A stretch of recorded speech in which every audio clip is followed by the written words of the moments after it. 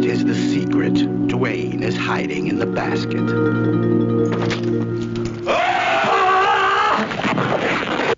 What's in the basket? Some of the tenants claim to have heard noises coming from this room. Like someone on a rampage. What's in the basket?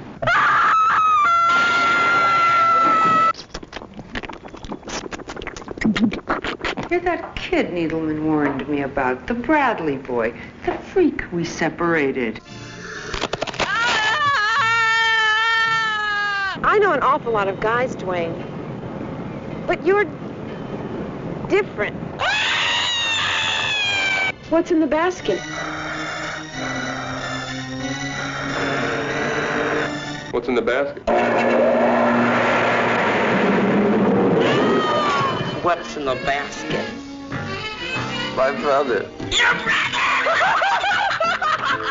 Open it, if you dare. Basket case.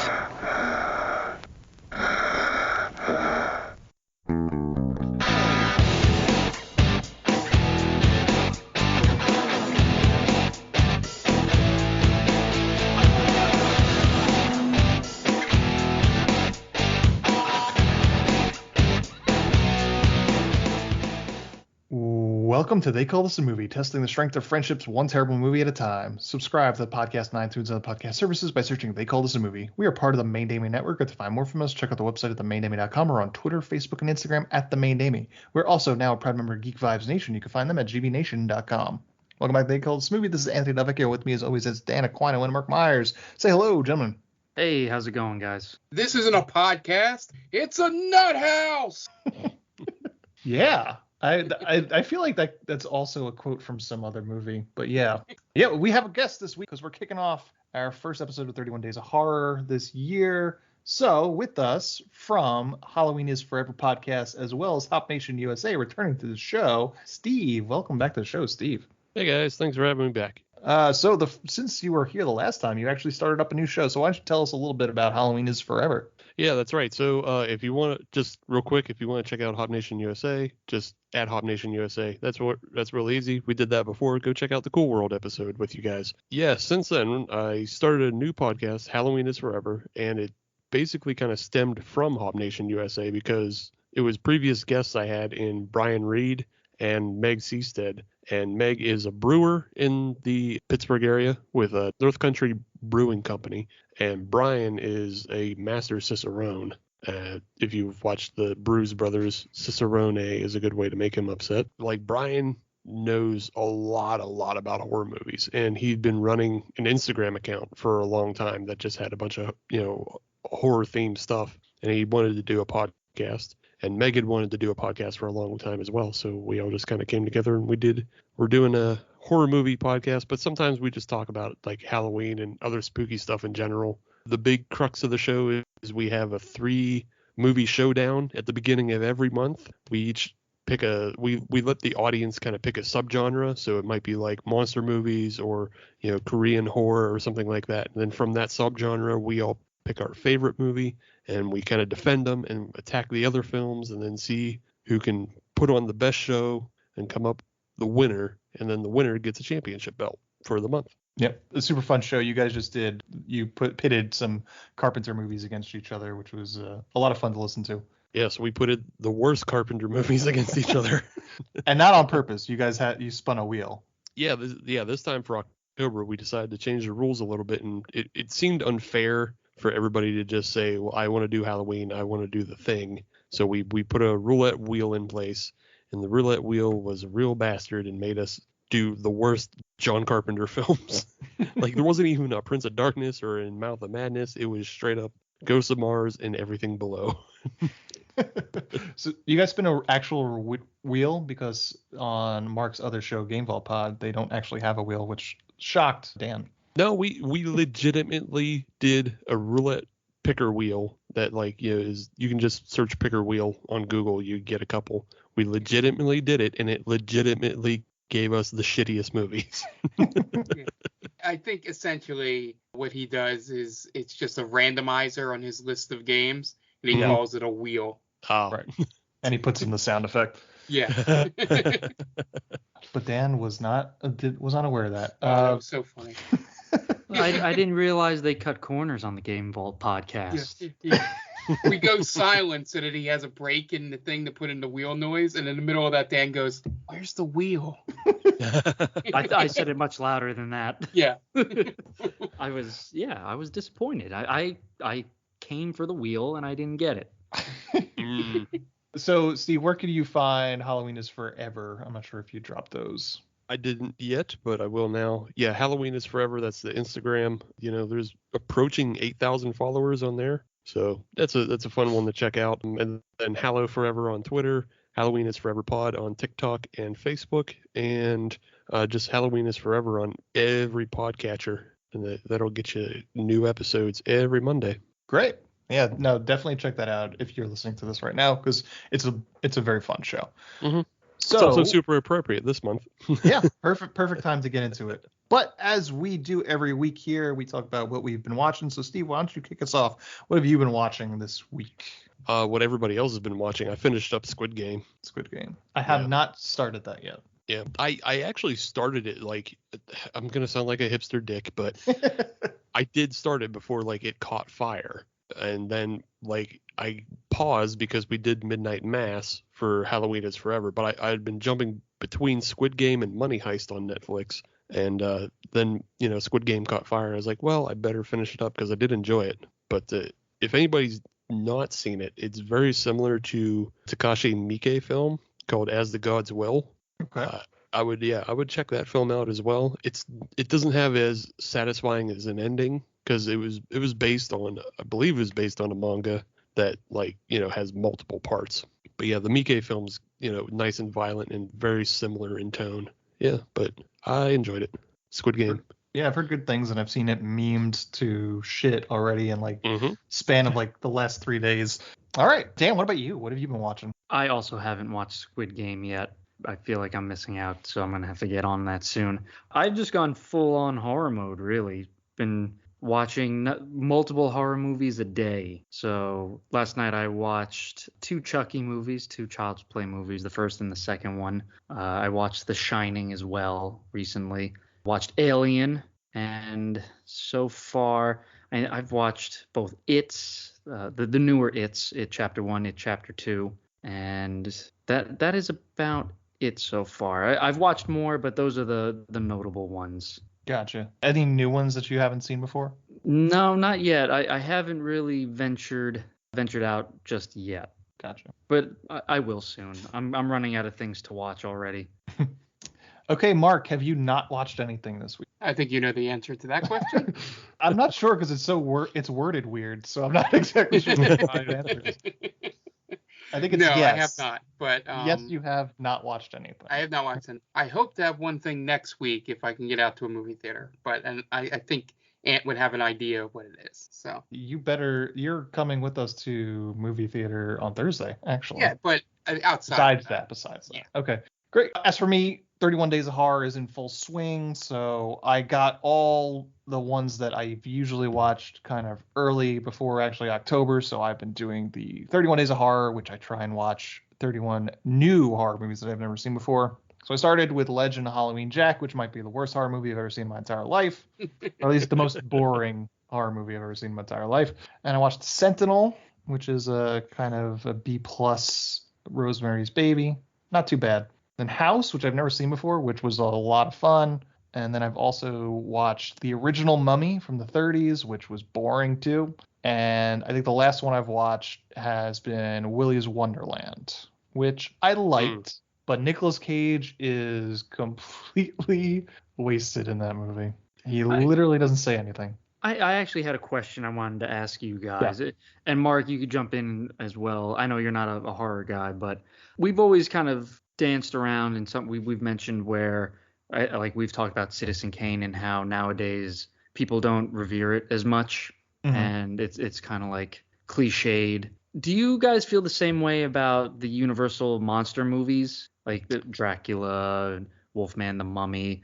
Like, do you still think do you think that there's some merit to them still, or is it just now it's like, oh well, they're not that good anymore. You know, there's so much better out there now. I'll jump in and say, I don't think they're out of date, and I think they are great content to use for any kind of entertainment you may be writing or watching, to use those as allegories for things you might be creating. You guys can check out Stranger Damies every other Wednesday. I think it depends. I think Dracula kind of falls into the it feels like homework side of the things, as opposed to like Frankenstein or Creature from the Black Lagoon, which I think more or less hold up. I think The Mummy is usually considered kind of like the lesser of the Universal monster movies. Maybe I'm wrong in that aspect, but I've always felt like it, you know, it's like an also ran sort of movie when you put it up against Dracula, Frankenstein, even Bride of Frankenstein. But Steve, what do you think? I think just overall like storytelling and everything kind of falls short and is obviously dated, but I think you can find like good things in like the effects work, like you mentioned, the creature, and the Invisible Man from 33 also has like some very interesting things that they attempt in that. Otherwise, you can still find the allegories, but maybe they're done better and more modernized in other formats. But I think it's a shame that they really dropped the ball when they tried to reinvigorate all those Universal monster properties and kind of make that dark universe. Like, they could have really done that if they did it as horror movies, but they tried to make like shitty action films, and that's not the way you do it. You try to make those properties as scary as possible. I think they did a good job with the new Invisible Man, where they right, that was technically a remake. Yeah, about that. Right. So that was another movie I watched this week. My wife hadn't seen it yet, so we were watching it. But she guessed the whole goddamn thing at the beginning. She knew everything. I was like, well, that kind of ruins the movie for me now, because I didn't get it. But I thought it was interesting how they did that, because the original was kind of groundbreaking with some of its effects and how they were able to do that. And I thought they did a good job making it more technology based and not like a mad scientist cliche. And the one thing I do enjoy still about the Universal monster movies from the Golden Age was the set pieces and the surroundings. Sure. They definitely give off a very creepy vibe to it. Dracula, there's the famous shot of him at the top of the stairs, and the cobwebs on the stairs, and just very dark and dreary looking. I still enjoy that stuff. I feel like that's something we don't really get very often in horror movies now. Maybe certain ones. I like A24 does a good job of it with their surroundings in horror movies. But that's something that I kind of enjoyed in the movie we watched this week. I thought it definitely portrayed the dark and grungy feel of that time period. Sure. Yeah. Shitty New York in 1982. Yeah. I definitely wasn't a huge fan of The Mummy, but there are plenty of other ones I do like. And in terms of Dracula, I think I prefer like both versions of Nosferatu, like the silent one and the Klaus Kinski one. Yes. Yeah, I think that those are a little more interesting. I mean, Bela Lugosi is, legendary in that role. I just think it's, like I said, it feels like homework. Did you know that they did a Spanish version of Dracula? And supposedly it's great. Yeah, that's what I heard. Apparently it's superior, and I'm dying to see it now. Yeah, I bet you can find it on YouTube or something.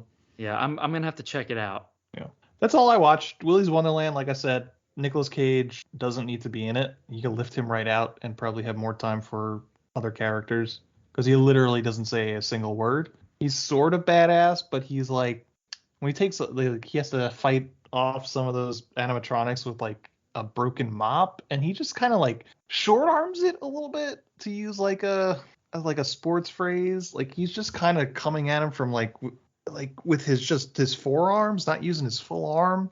Just kind of took me right out of it. It's just he looks like an old man fighting. He does, and they didn't spend enough on like making the way he killed those monsters crazy. Mm-hmm.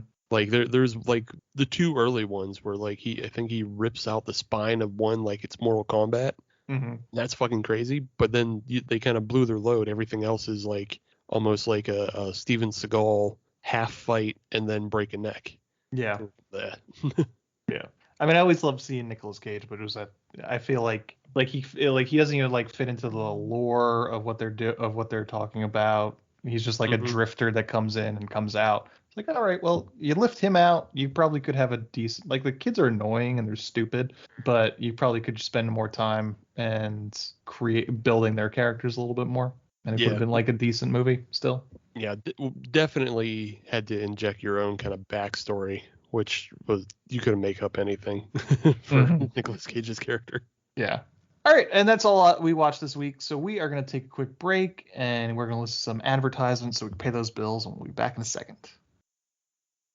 And welcome back. Now it's time to get into this week's movie, and this week was Dan's pick. So Dan, why don't you introduce it? Sure. So to kick off 31 Days of Horror and for Halloween, this was a movie that I actually saw with you, Ant, for the first time at your old apartment. I had never seen it before, but I had read articles about, cult followings and stuff like that. And it always seemed like it was right up my alley, very B-movie-ish. And I love this movie because it's so ridiculous. And the movie I chose was Basket Case from 1982.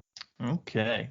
So, Steve, you told me this was actually the first time you've seen this. So why don't you kind of tell me where you're coming from with this one? So I had heard about this film, obviously. It's one of those things that kind of just permeates, the horror subcult that we all kind of belong in. But yeah, I actually never saw it. It was just one of those things that's on my list, and I never got to it. But I'm happy that you guys gave me the opportunity and a reason to watch it. What a fucking goofy fucking movie this is.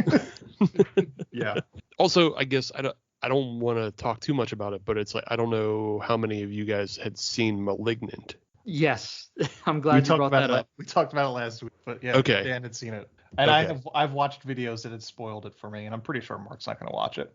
Yeah. Fair enough. But there's a lot of obvious connections between the two films. Yes. So yeah, I have to imagine that it was inspired in some way. it had to have been. Yeah. It was The parallels are far too similar. just the fact that the story is the same. Like, Right. even if you remove, I don't know. Trying not to be spoilery, but it's the same story.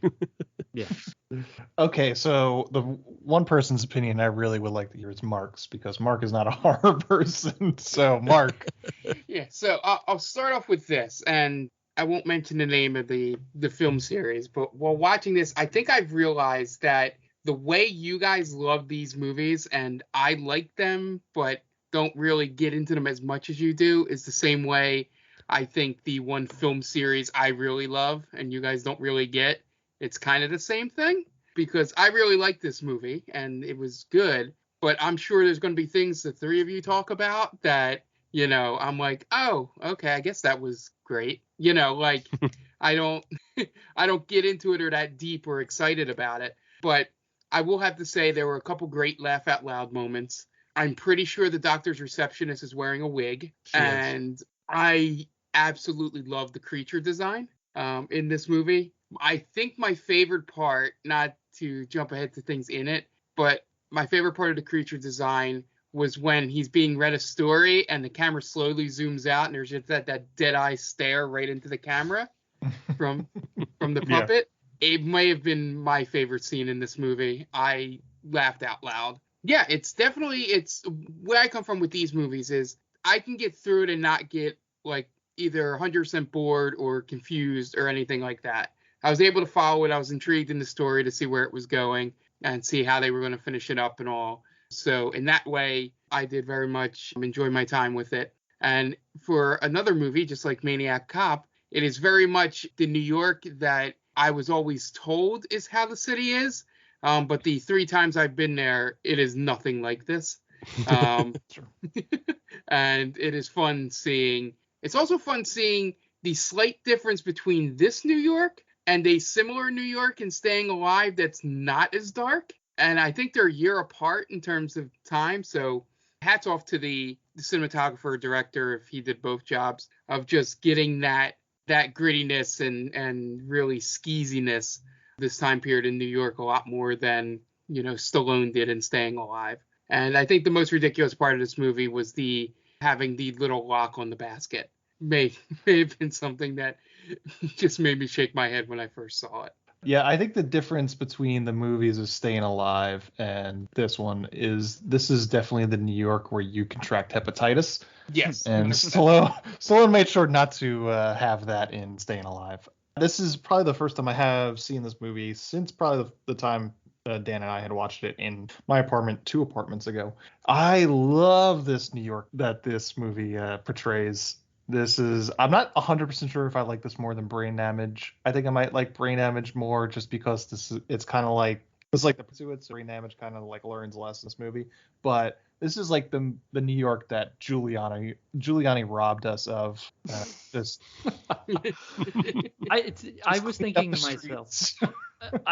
to myself, you could meet the same people in today's New York that this character meets in 1982 New York, because I've met those people before. And right, but they're all underground now. Yeah. It's craziness though, but it's the characters in this are very. I liked these characters. I thought they're so funny. Everybody's just so sweaty. Yeah. Yes. That's something you don't get in today's movies. Just how much sweat is just pouring off these gross people that are living in this rat trap hotel on 42nd Street between a porno theater and another porno theater. and below a third porno theater. Yeah. Oh man. Yeah. It's just Frank Henenlotter, man. He just films New York like someone that hangs out with these people would do. He probably lived in that hotel for a brief period, I would guess. Well, that was the floor up. That was the production floor. Yeah. Like between this and Maniac Cop and Maniac, man, these guys just knew where to film. And it was probably super cheap. I would imagine it was super cheap to get these guys. Probably just, maybe they just had to buy cocaine off of somebody.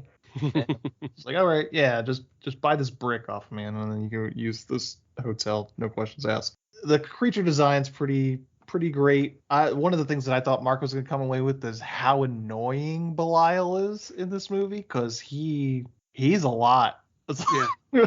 Yeah, if I was his brother, I would have left him somewhere, probably on the tracks of like the A train, and just let nature take its course that way, because this poor dude, poor Dwayne, has to carry this asshole around. It's like, it's one thing if you're like an amalgamation or just a deformed thing in a basket, but it's the second thing to be an asshole too. Yeah, he is an obnoxious little cock block. Yeah. Yeah, you gotta. The worst cock block of all time. It's like, yeah. Man, no chick is getting wet after she sees what's in that basket. But I feel like that's all he has in life at this point. If you're that kind of creature, you might as well just go all in on ruining your brother's life, I guess. That's what I would do. To be fair, like I'm a normal looking. Yeah, to be fair. Oh, God damn it. Now I'm thrown off. I'm a normal looking person, and I try to actively ruin most people's lives. So. Oh, so you just sympathize is all it is. Exactly. Yeah. You see a lot in you in Belial. Yeah. I'm sorry that you think that he has nothing else to live with, but when I saw that he got to eat a whole packet of hot dogs for breakfast, I was a little jealous. Yeah, he gets well fed. All his brother's just trying to lose that V card, man, and he's just not letting it happen. Right? He's got to be a virgin, right? Yes. Yeah. No Lake George chick is gonna fuck a dude with that hideous scar down his right side, right? Yeah, probably not. But that shit plays in shitty hotel New York cities. Yeah, fucking Belial. Yeah, I hate him. But at the same time, perfect. I love the stop motion moments. Yeah. When he trashes the apartment, it's great. Yeah, I love the dresser drawer getting thrown at the camera. Yeah. Yeah, but you're right. I wish they could have come up with a better sound than him just constantly screaming pained screams. You know what I'm saying? Like, yeah. And it was pained screaming and then really creepy breathing, right? It was labored breathing, and I wish they had given him a bit better sound design, I guess. I think it works in terms of what you realize what Dwayne has to go through every day. Yeah. I'm good with the pervert breathing, but if they had like some sort of backing like punk music track or something while he's screaming and freaking out, like it would make a lot more sense. That'd be cool. In a big I'd budget version, they probably do have some music in the background. Yeah. It's like I'd buy that track for $1.99 on iTunes. Yeah. Can I ask one question? Because I watched this on Tubi, right? Mhm. At the very beginning, they mentioned it's like some kind of collaboration with the MoMA. Oh yeah, it was Or something. restored by MoMA. Yeah, that's the classiest fucking thing in this movie. It's restored by MoMA for Tubi. of all places. I started watching the movie, all that popped up, and then I had to go to the link you sent us to go, I'm going to make sure I'm watching the right movie, because this does not seem to match up. No, yeah. Are you sure? Wait, you don't think this belongs in the Criterion collection? This deserves to be in the MoMA. It's right next to the Monet. Yep. Yeah, there you go. And here's the Henenlotter wing. Where Frankenhooker is playing 24/7. It's like who's on first at the Baseball Hall of Fame. Yeah, exactly. That'd be great if it was just like wax statues of Dwayne and Belial, and it's just canned audio of just Belial screaming his head off. God, imagine working there. Must be the worst job ever. It plays now through a QR code. You know, you scan your phone on the QR code and then it screams. It's like Spirit of Halloween. You go like you step on the pad and it screams bloody murder. Yeah. But all the kids have already stepped on it, so the battery wore out. And the best part of the Dwayne wax figure is it just kind of looks like Greg Brady. Yeah. His hair just grows like from scene to scene. I thought it was Jimmy Page. I don't think he had a 14-year-old girl locked in the closet. I think that's what they were going for, though. Yeah. So, Basket Case from 1982 is written and directed by Frank Henenlotter. It's the director of Basket Case 1 through 3, Brain Damage, and Frankenhooker. Stars Kevin Van Hittenreich, Terry Susan Smith, Beverly Bonner, Robert Vogel, Diana Brown, Lloyd Pace, Bill Freeman, Joe Clark, Ruth Newman, and Richard Pierce. Has an IMDb score of 6.2 and a Rotten Tomato score of 76%. Couldn't find any box office numbers, but it made It was a budget of $35,000. And Mark, Terry Susan Smith does wear a wig throughout this whole movie. I think in the trivia it says she was bald at the time. So I couldn't find out why she was. It was bald. Okay. Couldn't tell if she just shaved her head for a part or something, because she doesn't have many credits, or if it was like a chemotherapy thing or anything like that. I couldn't really find any information of it past that. Nice. Yeah. I'm glad that wasn't just some terrible hairstylist on set. I was like, this looks good. Yeah. All right, you guys want to get into the plot? Let's do it. All right. Just want to give a quick shout out to our good friends of the podcast, Brittany and Tia, and their podcast, The Top 10 with Tia. It's a weekly podcast where Tia and Brittany just run down top 10 lists. So if you want to check that out, if that's something you find interesting, go over to Geek Vibes Nation and search Top 10 with Tia. You can find all their episodes on there. And you should also give Tia a follow on Twitter. She's also the head writer for Geek Vibes Nation. That's TC_Stark. Okay, great. And we are going to take a quick break, and you guys are going to listen to some messages from friends of the podcast, and we will be right back. AJ Chat is a podcast about movies, TV shows, anything in the entertainment field. And along the way, we have some fantastic interviews. And of course, always a must have fun. So, check out AJ Chat. And welcome back. Now it's time to get into plot 4, Basket Case. We open on a house at night, relatively remote. Man in a suit and some Mark David Chapman glasses walk out of his house and hears some rustling in the nearby trees. Hears more noises and then hustles back into the house and to safety. Locks the door and calls the police, asking for them to send someone into the house. And then something unseen cuts the phone line from outside. The man can hear something trying to get into the house upstairs. Then goes to the desk and pulls out a gun, and whatever it is cuts the power to the house, calls out to the unseen thing and tells it he has a gun and fires a few rounds at it. So ultimately, the thing reaches up with a weird-looking hand and presumably rips the dude's face off. Then cut to the shitty streets of 1982 Manhattan and all the porno theaters and street hustlers that Rudy Giuliani hasn't gotten his hands on yet. The New York I wish I could visit. Yeah, just like stepping in urine puddles everywhere you walk. Stop, Ant. I can only get so erect. So I haven't been to New York much, but it's all been like post 9/11. And I remember the time I went in the mid 2000s where they had most of the street painted up with like Super Mario. They were having some sort of Super Mario, like, I don't know, installation in Times Square. And yeah, that was nothing like what I just saw in this movie. Yeah, that might have been like when they opened. Like, I think they have a Nintendo store in Times Square, so it's probably when they opened it. Yeah. Yeah. Yep. I did still see a guy shit in a wastebasket in the by the subway, but you know. I told you that New York. The people that you saw in 1982, the people haven't changed. Yeah, I mean the surrounding area has, but not the people. Well, there's less of them because they've mostly been imprisoned or murdered by police officers. Or overdosed. Don't forget overdose. Yeah. NYPD cruisers just tossing fentanyl out the window. I mean, I've seen a dude just drop his drawers on the sidewalk and take a piss into the street. Oh.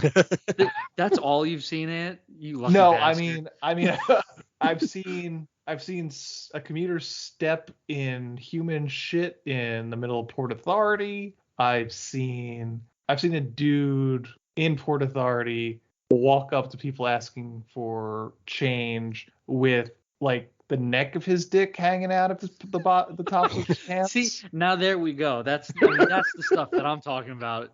Yeah. Like just dude's just He's going like, at it. Yeah, he's got shaft cleavage. He's turkey necking. That's real New York stuff. Just asking people for change, and yeah, that was unpleasant. Very much so, yes. I also saw two guys in Penn Station, both of them in suits, fight, and one of the dudes pulled a knife on the other guy. It was like two commuters coming off the train from New Jersey Transit. Oh, was like, from New Jersey. Yep. Yeah. I thank my lucky stars every day that I no longer have to go to New York to work. I don't miss it. I couldn't do it again. No, I don't miss it. I had to drive up to Jersey City like a couple weeks ago, and it was like an hour and a half drive, and I was like, man, how did I do this every single day? No, it was the bane of my existence. If the commuter bus had gotten into a huge crash, I probably would have thanked God. Oh man, yeah, Jen would have gotten a huge settlement. Yep. Yeah, she'd be on Easy Street. She would have married someone way better looking. It would have worked out for all parties involved. Yeah. That was always my dream was always to get hit by like a government-owned vehicle while I was crossing the street in New York. From like the Port Authority, right? Yeah, it was like a city bus just hit me. It's like, Yeah. man, cabs, you're not gonna get shit from cabs, but Right. city owns they'll settle that shit. Just get it. I'm not saying get like maybe like have my foot run over. Just winged, yeah. Yeah. that's Like I'm not looking to be paralyzed. Right. I don't want any of that. But I don't keep all want my that. limbs. Yeah. Don't hurt the face too much. Yeah. We're good. Like a couple broken ribs I could deal with. Yes. Yeah. Well worth the money. Yeah. That's essentially what we're going to Comic-Con for, right? Just in And hopes just that we get hopes. clipped. Yeah, it's our one time a year now that we have that chance to get clipped by a government-owned vehicle. We see a Bobby Sherman-looking kid with a wicker basket walking down the sidewalk as some guy hassles him real hard to buy some illegal substances. That's the first rule of New York City. Don't buy it on 42nd Street. It's a tourist trap for sure. And he comes across a rat trap hotel with some sketchy middle-aged white dudes are hanging out. It took me, for 5 seconds, I thought the guy that ran the hotel may have been Bob Hostin. I can see that. Yeah. Yeah, I went to IMDb. I'm like, okay, it's not him. Good. Bob Hoskins took this role and his accent that he used for Super Mario Brothers. Yeah. Just like it's Mario running this hotel. He hassles him a bit, telling him no junkies, but then he says it's $20 a night. And the kid stupidly takes out his wad of cash, so now the sketchy middle-aged dudes know he's a small fortune in his pocket. And he meets some lady, and he stupidly tells her what room he's in, and then she talks his ear off for a bit, and then she leaves him be. After seeing my notes say young, but she is not young, presumed prostitute go into one of the other apartments with an older guy, he makes it to his room. He moves in, puts his stuff down, and then goes to get some food. Comes back to the apartment with a few burgers, starts feeding whatever's in the basket those burgers. I love by the end of this, he's just dumping the burgers, tinfoil and all, into the basket.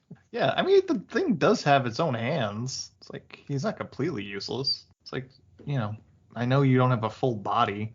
I don't know what he does after he eats this and how he digests it, but at least give your brother a little hand and open your shit yourself. Meet him halfway. Yeah. Does he poop in the basket is the question. That's a good question. That's a great question. Poop in the basket. Does it poop at all? I don't know. No. Right? We don't get to, I mean, we see the underside of it. It doesn't look like there's a place to evacuate, so to say. I think maybe it just barfs it up. I don't know. Does it just come out the other end? Because someone had to sew him up, right? Well, he's just not an open wound still. Yeah, so. he never had a butt. Right. Correct. Per se. Yeah, he was never born with. He shared with his brother, right? Mm-hmm. So whatever he would eat, I'm assuming, was absorbed into Dwayne's body. Yeah. Right. So yeah, that's a great question. Yeah, no, I guess that's the thing is if he had an actual digestive tract that was attached to Dwayne's, then he would have some sort of butt and he'd probably evacuate much like a bird, just all one tube. Okay. Now, maybe this is on the director's cut? Maybe. If we ever meet Frank Henenlotter, maybe he'll be at Comic-Con. We'll ask him. It's like question about Belial. How does he poop? Yeah. And he'll say, if I had a nickel. I'm sure he's been asked it, yeah. Joe Bob Briggs probably asked the first time he talks about this. He's had almost 40 years to figure it out, even just to make something up. Tell people how the thing poops. Release the poop cut. Yeah, when he pops out of the toilet after he was hiding, he also flushes. It's like, yep, I guess he poops. So he looks through a phone book, but he can't find a number for a Dr. Cutter, which he's looking for. At night, whatever was in the basket starts pacing around the room. The kid gets upset, telling the thing that he needs to get some sleep. The kid has a one-sided argument as the thing talks to him telepathically. In the morning, one of the sketchy old dudes starts snooping around the kid's door, looking through the peephole. The woman from the night before shoos the guy away and then knocks on the door. The kid answers, and she tells him that some people are snooping around his apartment, so keep the valuables where no one can see it. She introduces herself as Casey, and he introduces himself as Dwayne. She leaves, and then he locks up the basket and takes it with him out to the city, saying they need to visit a doctor friend.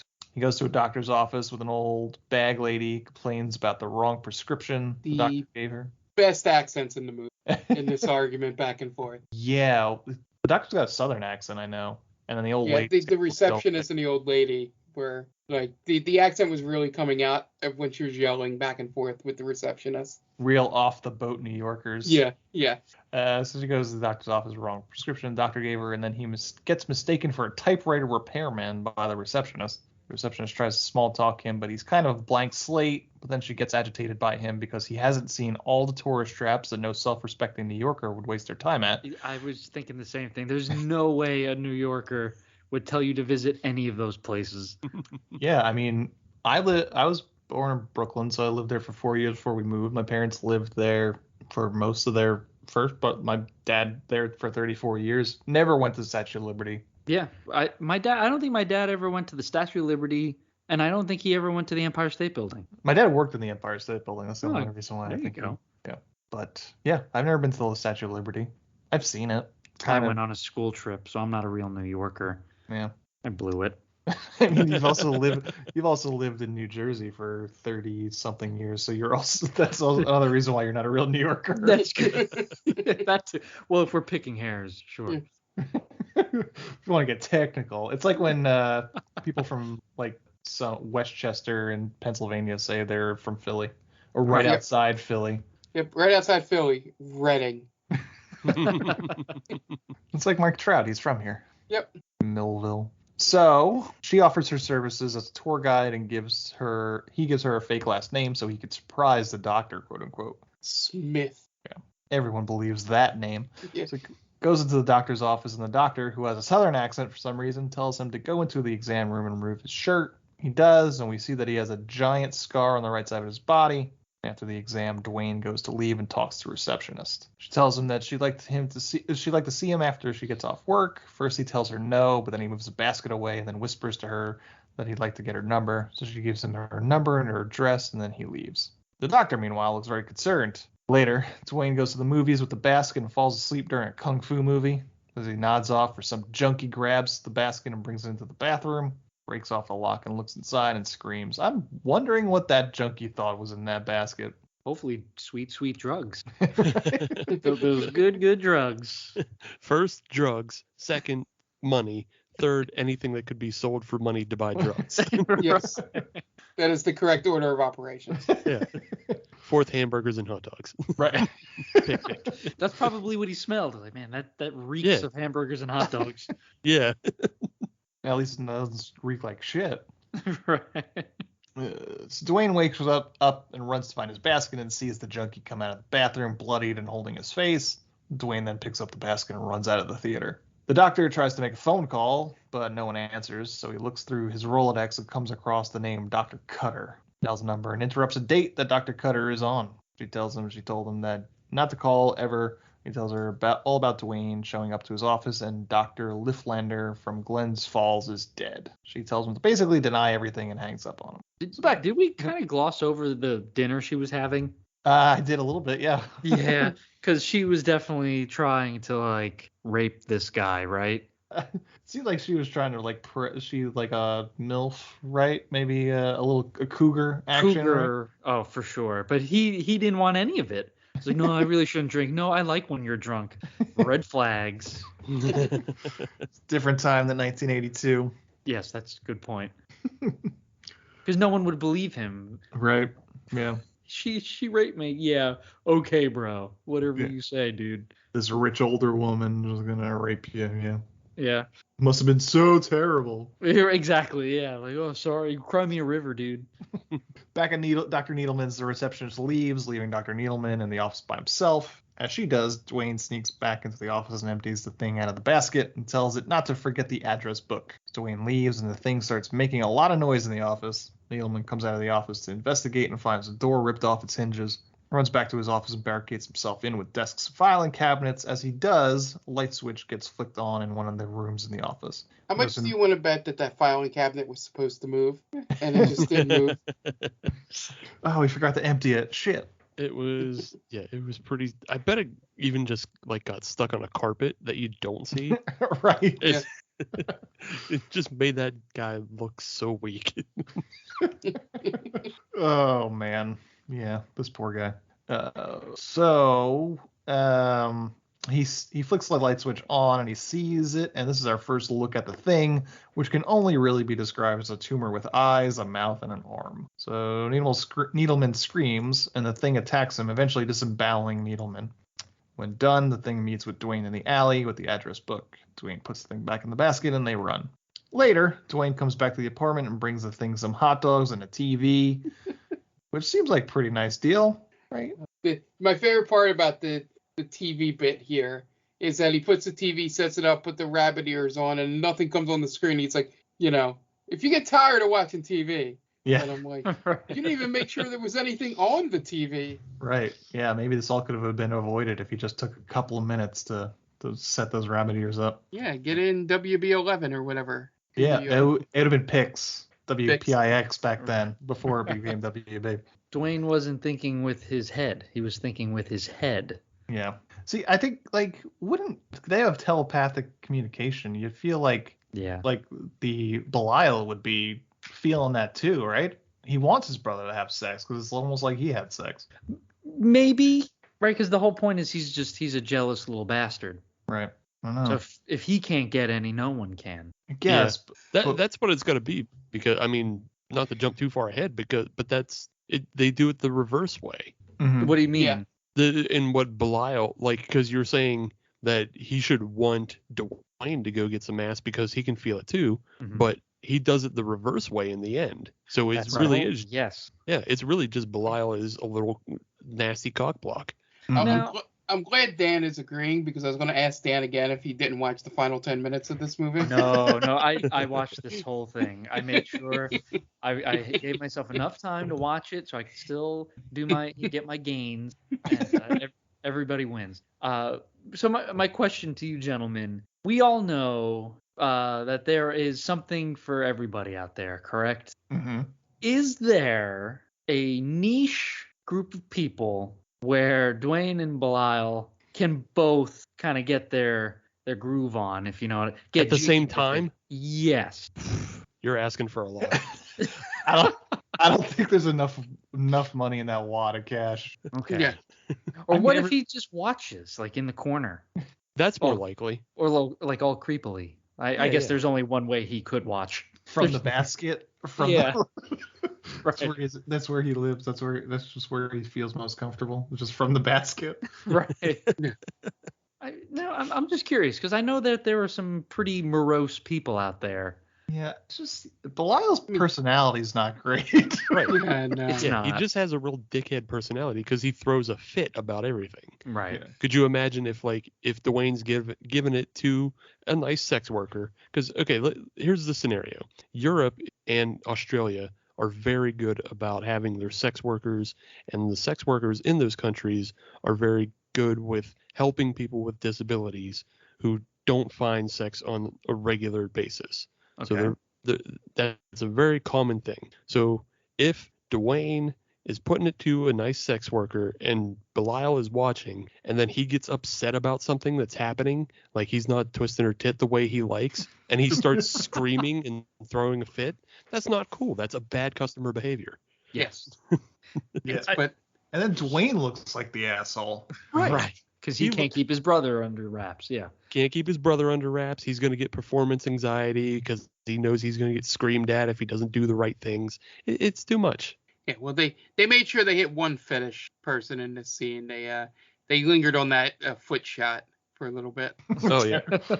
Tarantino was happy. This is one of his favorite movies. Yeah. Which also, Belial can't be that picky either. He's not allowed. He shouldn't be having kinks when he can't get it at all. Just getting on the feet stuff. Now, is the sequel they find a lady Belial, and she's in like a different basket? I mean, there is a sequel. There's two of them. Well, the third one's called Progeny. So I'm assuming somehow Belial has a kid.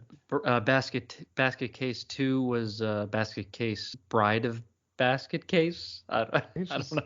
Just Basket Case 2. They join an eccentric and her human menagerie. That's pretty good. Something might have happened there. Let's see what Seed of Belial. Let's see what Basket Case 3 is about. I mean, I guess Chucky fucks. Exactly. Chucky does have a better personality though. Yes. But that's what I mean. Like, so in Bride of Chucky, right? He found someone who was willing to, pretty much bang a doll. Right. So yeah, but I there are mean, people out there. yeah, he found a person, but she was more or less like somebody who was like a Charles Manson fan or a Right. She was a fan of his earlier work and. Yeah. Well, what about who I think would have been down for it? The woman from Return of the Living Dead. She seemed like she was pretty much down for anything. Oh, Trash? Yeah. No. Trash. Yeah, no. Trash was a faker. She was a poser. Yeah, she was a poser. She had all those fantasies, and then when it came true, she wasn't into it.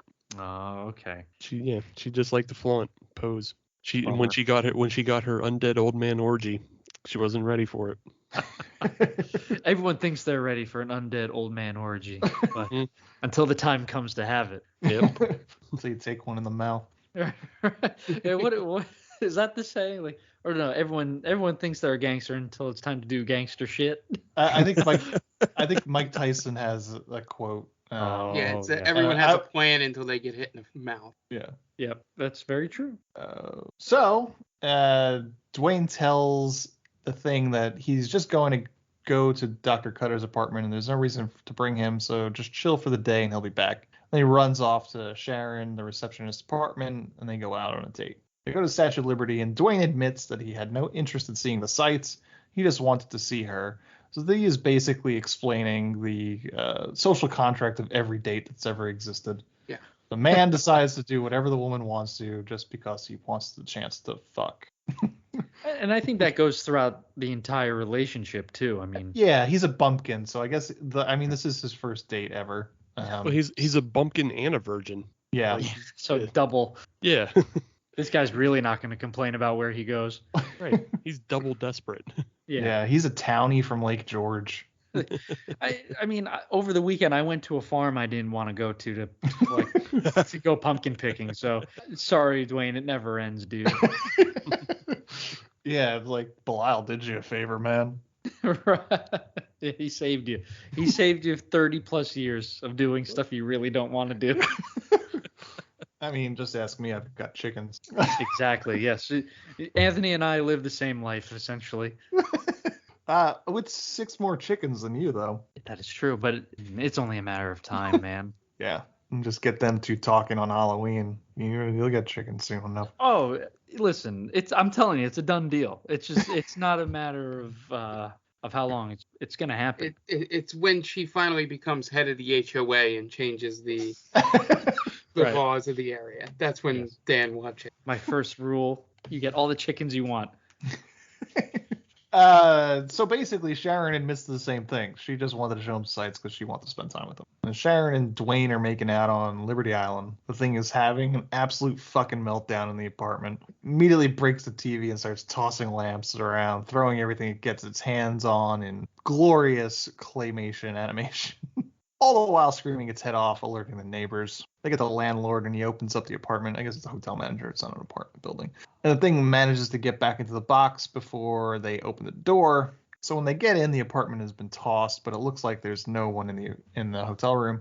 And one of the neighbors, O'Donovan, spies the wad of cash in Dwayne's bag. And then the landlord starts ushering everybody back out of the apartment. This is bumpkin move number 1. Why don't you have that wad of cash on you? I don't care what version of New York you're living in. That cash has to be on you at all times. My question is, what? Maybe they got into it later, but like aside from just robbing the people he's killing, where does he get all this money from?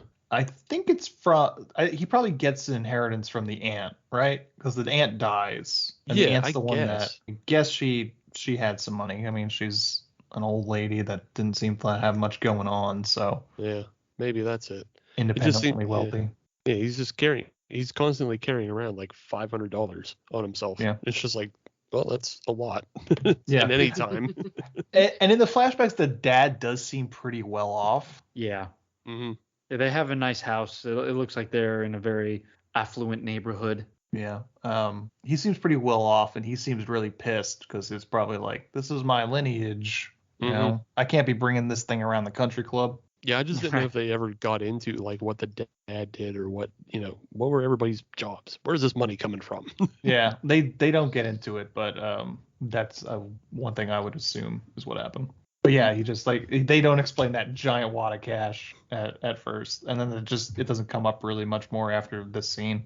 If we're being honest, at the very beginning when he checks into the hotel and flashes all that money, he's immediately being mugged. Right after that, as soon as he goes into his room, someone's breaking in and someone is robbing him. Yeah, because that's far too much money to flash around. Yep. That's happening today if he does that. Yeah, he's gonna get popped right in the mouth immediately. Now it's my money. Or does our good friend the wallet inspector show up? Yeah. Yeah. I mean, they're just like a whole bunch of like old pensioner men with probably limp dicks. I mean, wasn't going to do anything there. Yeah. He might have been to the only apartment place hotel,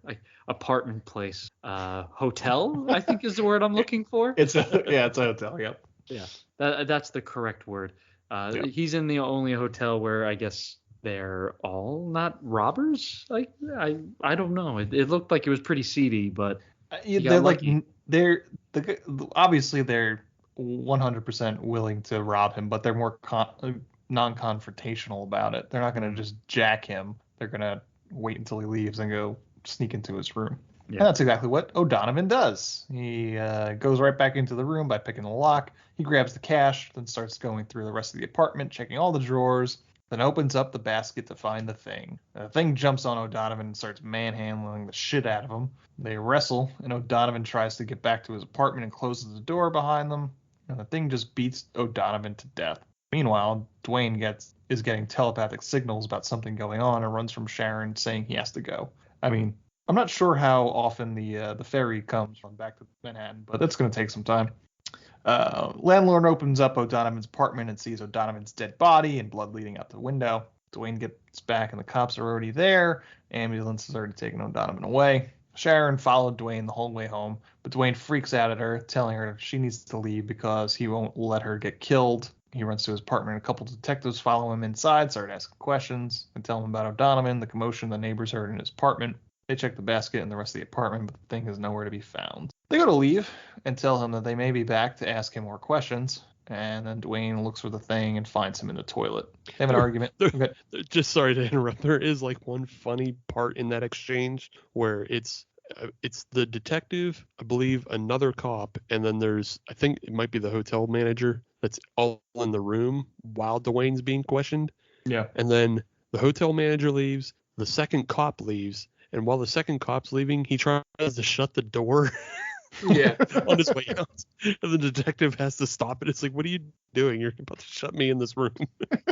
It's just bad acting choices, not paying attention. It was just great blocking from the director. Maybe like, So it's a small thing that I caught.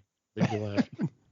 So Dwayne and the thing have an argument. The thing knows Dwayne was with a girl when he said he was going to Cutter's place. Dwayne takes the basket. So they make up. He kind of basically says, you're my brother and blah, blah, blah. So Dwayne then takes the basket and goes to a bar, and Casey is there, and she starts talking to him. He's already pretty drunk, and she brings him to a back table to talk and drink some more.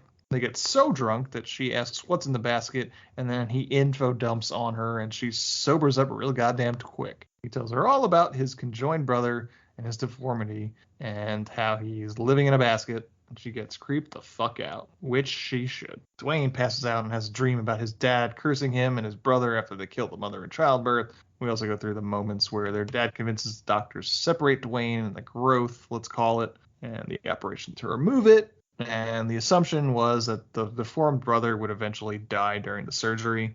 But after the surgery, young Dwayne wakes up to find his twin is gone.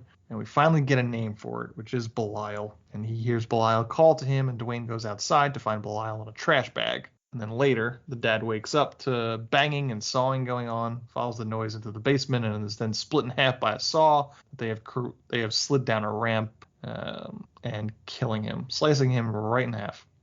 Aunt covers for them when the police arrive, and she tells them that she'll take care of them. And she does, but she eventually dies, leaving them all alone. Casey takes a drunken Dwayne back to his apartment. She puts him to bed, but then he shoots up, goes to the hall, brings the basket into the apartment. So, curious, Casey looks into the basket and it's empty. I absolutely wanted him to just face plant into the apartment. That was all I wanted to see. Just face down, bam. She goes back to her apartment and gets changed and lays down in bed. As she goes to sleep, Belial creeps up on her and grabs her by the tit. She wakes up and freaks out, running out of the apartment. So once again, the neighbors all wake up, and the hotel manager goes into her apartment to investigate. Doesn't see anything, but sees that the window is open. So whatever it is gone now. This is now the third time to what appears to be somebody crawling in the windows of this hotel. Mm-hmm. Because they don't know that it's Belial moving apartment. He is escaping through the windows, but now this is the third room that somebody has crept into the apartment and done some shit. At what point do they start nailing the window shut? Right. Does no one think, I better shut and lock and block my windows tonight? Yeah, exactly. It's like they just let things just keep happening. Even though, like, the hotel manager should be like, crazy should have been going on since this asshole kid had gotten here. But, like, I don't have any proof that he's the reason, but he's got to go. Right. I guess that's the reason why he manages this fucking hotel. Yeah, he doesn't even own he does mention at one point that he doesn't even own the property, so he doesn't really care. He's just he's an employee like everybody, Yeah. Doesn't give a shit. So, Casey goes to stay with a neighbor, and the landlord breaks up the crowd. Belial goes back to Dwayne's apartment, but took Casey's panties as a souvenir. Creep. See, that's how you immediately know Belial is. I mean, aside from the fact that he's named after the devil, the whole panty stealing is it's a sure sign that he's a pervert and he's not a good guy. The murders help as well. Well, the murders. I don't know. You can do with that, I guess. Yeah. There's part revenge, and then the other ones maybe was like self-defense. So yeah. There's definitely it's like, oh well, the doctors definitely tried to kill him, so he's exactly his whatever he thinks is just. But yeah, there's no excuse for stealing Casey's panties. And then if a junkie took you into a seedy bathroom in a movie theater, would you not try to defend yourself? Oh yeah. Well, he's definitely. I think him and the guy trying to steal the money. Maybe you don't kill the guy trying to steal the money. Mm-hmm. I don't know if you kill him, but I guess it goes either way there. But so another question to you guys: if you were born with this hideous deformity on you, you would want to get rid of it, right? Yeah, I would definitely not take it out of the trash. Okay. So because I know I wouldn't feel any remorse. I'd be like, get this thing off me ASAP. Like, get this thing off me yesterday. And I want it gone. I would not rescue it. I want it gone forever. Yeah, I mean, it's they should have talked to the veterinarian when they were babies of getting this thing cut off, man. Right. Like, because they don't do it until he's like a teenager. At that point, it's kind of weird. You've been living with this thing on you and have a telepathic communication with him. Yeah, that's a good point. Why didn't they get rid of it at childbirth? Was it just too risky? It was too risky, I think. I think that's the reasoning, because like Dr. Cutter's a vet. I don't know what other kind of. I guess Needleman was a general practitioner. I don't know what kind of doctor he was. I wanted to get a veterinarian. That's weird, isn't it? See, I feel like they got the veterinarian. This ragtag team of doctors that they get when he's a teenager is because don't they also kind of perform the surgery in the house? Yeah. So this is all under the table pay. Yeah. Like this isn't a real. We went to a hospital, because probably the hospital maybe did say it was too dangerous, and then the dad was like, you know what, fuck that, we're not doing that. Like, I'm just gonna pay some people under the table and take my chances. Yeah, that's part of the flashback is him saying, I've been to every doctor has told me no, every hospital's told me no, and I guess he just kind of found these 3 people that would do it for the right amount of money. Oh, okay. One of them happened to be a vet. I think it would have been better if like we learned what the other 2 were. Like there was like we got a vet, a plastic surgeon, and like I don't know, like a dentist or something like that. I don't know. He's just there. Like, I really don't do anything here. It was like literally just grasping at straws and finding whoever would do it to get it done. Yeah, the vet needed as much money as she could get for her Mrs. Robinson cosplays that she likes to do. Right. Yeah. Well, to pay off her victims. To be fair, at this point, if I found out that I was being worked on by a veterinarian, I'd probably have a vendetta as well. Mm-hmm. Yeah. Like, damn, you couldn't even jump to get me like a Dr. Nick Riviera kind of doctor. Yeah. Like a quack. Hi, everybody. Yeah, you couldn't even pony up to get a quack. You had to get a veterinarian. Yeah. So the neighbors are like, so Belial, go back to Dwayne wakes up in the morning and tells Belial it's time to get it over with. They go over to Dr. Cutter's office, and it turns out Cutter's a veterinarian. He goes to Dr. Cutter saying he has a cat that needs to be examined. But then Dwayne tries to reveal why he's really there, but Cutter basically figures it out and tells him to get the hell out. But then she says, what's in the basket, and opens it. Then Belial jumps out on her and starts attacking her, and she screams, alerting the entire office. As the receptionist tries to open the door, Belial continues to attack her Cutter, eventually shoving her face into a drawer full of medical equipment, stabbing her in the face with all of them, and she dies. Dwayne, though, manages to sneak out of the office with Belial and head home. As he walks up the stairs to his room, Sharon runs up to him and tells him that she's been with the police all day and they found Dr. Needleman dead. She says she wants to be with him tonight because it's the only way she'll feel safe. So he brings her into the apartment, and they get closer, and they start to make out, and then they're about to fuck until the worst cockblock in the history of cockblocks sticks its ugly head out of the basket, screaming its head off. Sharon panics, telling Dwayne to let her off the bed. Eventually, he tosses her out of the apartment and starts screaming at Belial, basically pissed that Belial's not going to let him fuck. He manhandles Sharon both here and in the other part where he tells her to get out of here. Yeah. He's so rough. Just like I thought he was gonna knock her out when he throws her against the wall here. Yeah, that was some choice acting for sure. Sharon screams for him to let her back in, but he tells her to go away, and she leaves. At night, Belial climbs out of the basket and jumps up to the window and screams his awful scream. Meanwhile, Dwayne has a dream where he's running naked through the streets of New York and makes it all the way to Sharon's apartment. This is one of the few times we see Dick in any movie we've ever covered. Yeah. I would have lost a bet if you would have made me guess which would come first in this movie, boobs or full frontal male nudity. Yep.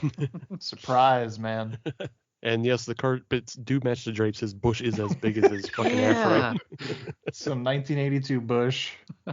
Yeah, he's rocking the mane. Well, this is pre-Manscaped. That's true. Yeah. Manscaped, if you're listening, we will take your money. Don't be like Dwayne from Basket Case, 1982. Sure.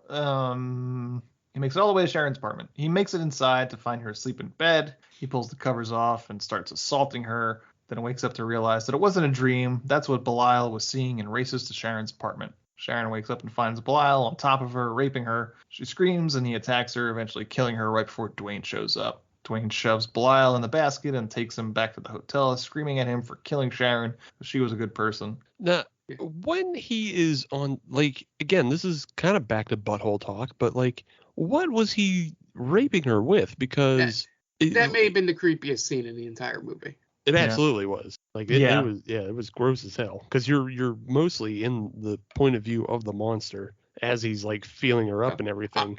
I'm talking about the side view when Dwayne comes in and the dead-eyed puppet is just rocking back and forth. Oh, yeah. On top of her. Yeah, and then there's like blood, like, in her lap. Yeah. And on her thighs. So it's like, what did he do to do that? Yeah, I was a little confused at what exactly the mechanics of what was going on was. Right. Yeah, but I don't know. But she did, unfortunately. Apparently, I was reading trivia, like, apparently the crew was so upset by the scene that they had, at least for a short amount of time, had to walk off the movie.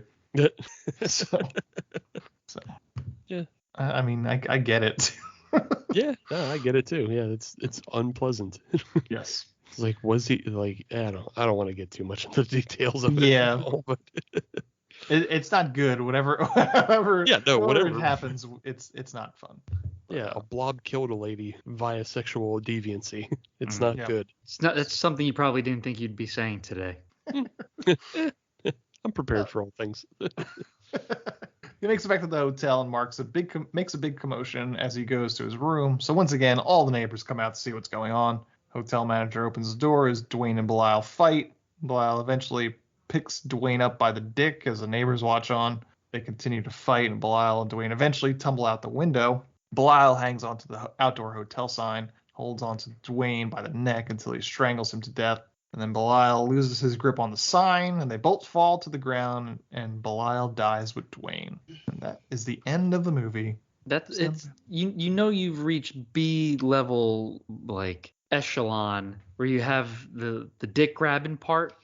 Because I think that happens in Toxic Avenger as well, right? Doesn't Toxie he grabs one of the bad guys by the dick and balls and just, like, lifts them and throws them. I would rather challenge you to name a trauma movie where somebody doesn't get grabbed by the dick. I was gonna say there's plenty of Toxic Avenger movies. At least one of them's got that exact scene. Yeah. Oh yeah, and I think at one point he also uses someone's dick as a punching bag.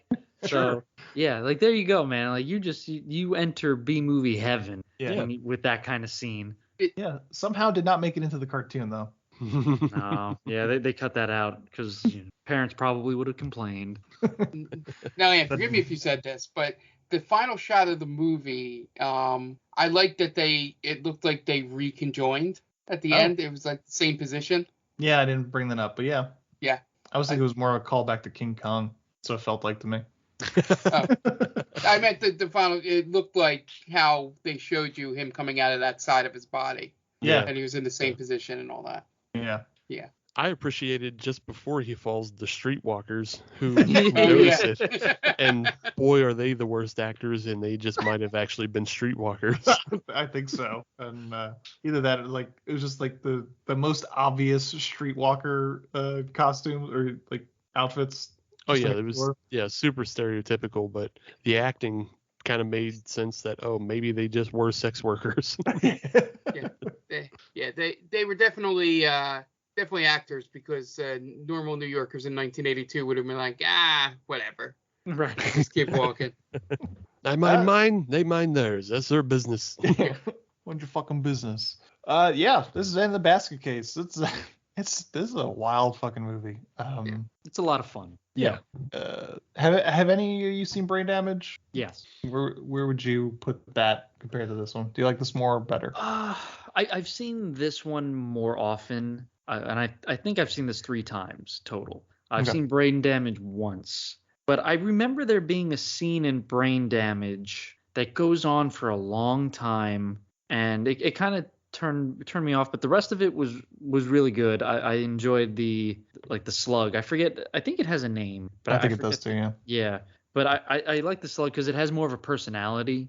Yeah. It actually speaks. This movie kind of drags in places, especially at the beginning. It takes a little while to get to like the real meat and potatoes of the movie.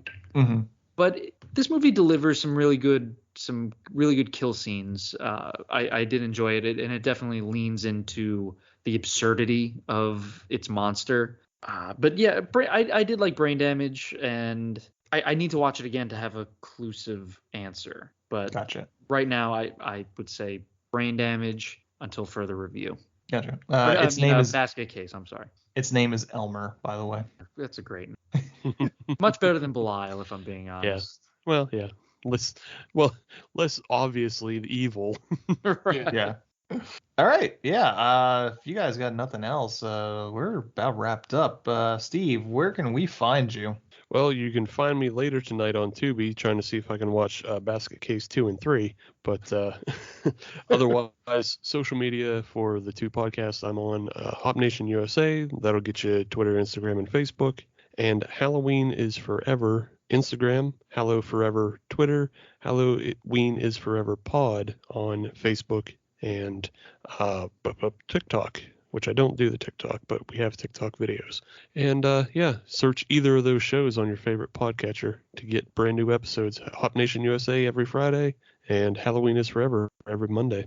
Okay, great. You guys could plug your shit too. DQuino122 is my personal Twitter account. At Stranger Damies is our Real Play D&D account. Just check there if you want to talk some D&D, movies, comic books, and you get episode updates as well. And I've recently learned how to make memes, so watch out, boy. world. Yeah. There you go. Yeah, I've caught up to the 21st century. One day you'll be able to troubleshoot all your. No, never. All right. Mark. So we have Stranger Damies. Our D&D podcast airs every other Wednesday. We'll have a new episode coming up, I believe, the day before this airs. So it's the last one we recorded online. So everything from here on out will be our in-table sessions. So you'll probably see an uptick in some good banter and some good discussion back and forth. We'll see audio quality should improve. But, you've listened to these podcasts that we do long enough to know that that's never a guarantee. But we hope mostly that the content will be better now that we're all sitting around a table again. So be sure to check us out, like Dan said, Instagram and Twitter at Stranger Damies. Like, share, and subscribe on wherever you get your podcasts. And then we have the Game Vault podcast, which is our video game focused show. That airs every other Monday. You can find us on all socials at Game Vault Pod. we also have a Twitch channel. It's twitch.tv/GameVaultPod. And there we stream 3 nights a week as of right now on Mondays, Wednesdays, and Thursdays. Unfortunately, we're not going to be streaming if you're listening to this on Thursday when it releases tonight, because we will be in New York City for Comic-Con this weekend. So we will be back for shows for next Thursday. And also probably the Monday after this airs, we'll probably have the date and time or rough time for the Extra Life fundraiser that we do every year. That'll be on twitch.tv/GameVaultPod. As usual, we'll play a little bit of live D&D and some video games for that. So be sure to check it out. We may be having, if it's up to me, having an actual wheel at the thing to spin, not anything programmed. I have some other ideas that I'm gonna talk over with the other ones involved that may be just as fun as a wheel. So be sure to check out the Twitter to hear all the good stuff we're doing for that. Okay, great. And we are They Call This a Movie. You could find us on all your podcast streaming apps just by searching They Call This a Movie. So that's Spotify, iTunes, wherever you get your podcast, you could find us there. We are themaindamie.com. That's our main website. So that's themaindamie.com. And we are in the middle of 31 Days of Horror. So we are actually posting articles, which we say we do, but we only really do it this month because I'm lazy. You can find us on all socials just by searching The Main Damie. We are on TikTok, but we are under the TikTok of They Call This a Movie. So find us on TikTok at They Call This a Movie.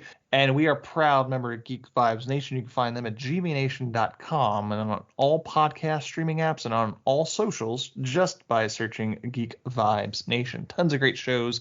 If you're into geek stuff, there's certainly a show for you. As Mark said, we will be in Comic-Con at the time you hear this. So if you're going to Comic-Con, reach out to us at The Main Damie. Say, hey, we're at Comic-Con too. Or don't. I don't give a shit. But if you have questions or comments you want to reach out to us and suggest a movie, themaindamie@gmail.com is where we are on the Gmails.